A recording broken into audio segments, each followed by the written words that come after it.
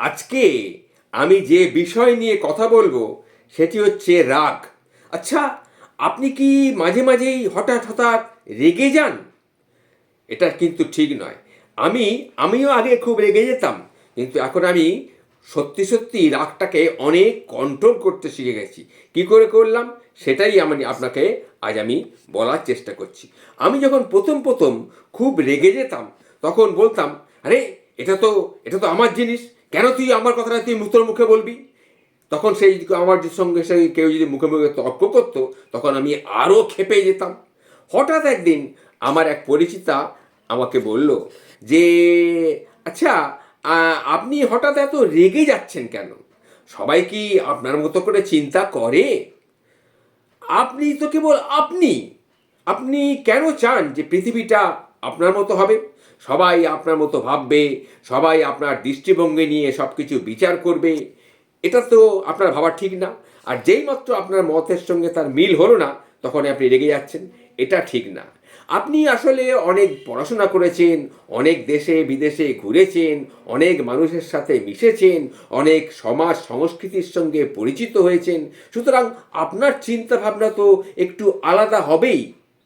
একথা শোনার পর আমি আমার দৃষ্টিকোণটাকে একটুখানি বদলে নিয়েছি। ঠিকই তো, ওই পরিচিতা মহিলাটি আমাকে তো ঠিকই বলেছে। আমার প্রজ্ঞা এবং অভিজ্ঞতা তো অনেকের থেকে একটু আলাদা হতেই পারে। তখন আমার টনক নড়ল। আচ্ছা, আমি তখন ভাবলাম যে এত রাগ আমার কোত্থেকে আসে। আমি তখন ভেবে দেখলাম, হ্যাঁ, রাগ তখনই আসে যখন কোনো বস্তু বা ব্যক্তি আপনার মনোপ্রুত হয় না। কিন্তু সবাই আপনার মনোপ্রুত হবে এটা তো ঠিক নয়। আপনি যে পারিবারিক শিক্ষায় বড় হয়েছেন, আপনি অন্যরকম একটা পারিবারিক শিক্ষায় বড় হয়েছেন, সুতরাং আপনার সঙ্গে সবার মিল নাও হতে পারে। আপনি কেন চাচ্ছেন যে সবাই আপনার মতো কথা বলবে, সবাই আপনার মতো পছন্দ অপছন্দ সবার আপনার মতোই হবে, সবাই সবসময় আপনার গুণগান করতে চাইবে? এই ব্যাপারটাকে আমি কদিন ভাবলাম। ভাবার পর আমি কিন্তু আর রাগ করি না। আমি যাদেরকে বলছি, শোনো, তোমরাও কিন্তু রাখবে না। আমি কি করে রাগটা কন্ট্রোল করলাম না, আমি নিজেকে এই ব্যাপারে একটা ট্রেনিং নিয়ে নিয়েছি, কন্ট্রোল করতে শিখে গেছি। তোমরাও কিন্তু রাগটাকে এইভাবেই কন্ট্রোল করতে শেখো। যে সমস্ত ব্যাপারে তুমি রেগে যাও, সেগুলোকে একটু নিয়ে চিন্তা করো। মনের মধ্যে ক্ষোভ অহংকার এসব যদি আসে, তাহলে ঝেড়ে ফেলে দাও। কারণ পৃথিবীর সব লোকই তো তোমার মতো হবে না।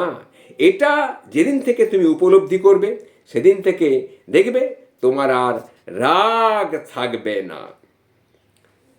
যাই হোক, আমি একটা বেশ ছোটোখাটো লেকচার দিয়ে ফেললাম। এবার রাগের ওপরে একটা ছোট্ট জোকস তোমাদের শোনাই। শোনো তাহলে।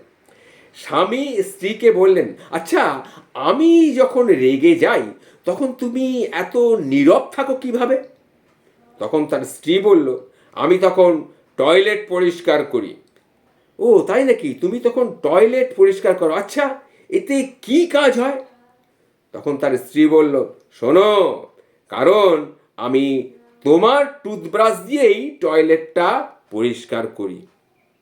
এই কথা শোনার পর আর কি রাগ কন্ট্রোল করা যায় আপনিই বলুন? কিন্তু তবুও আমি রাগটাকে কন্ট্রোল করে নিলাম।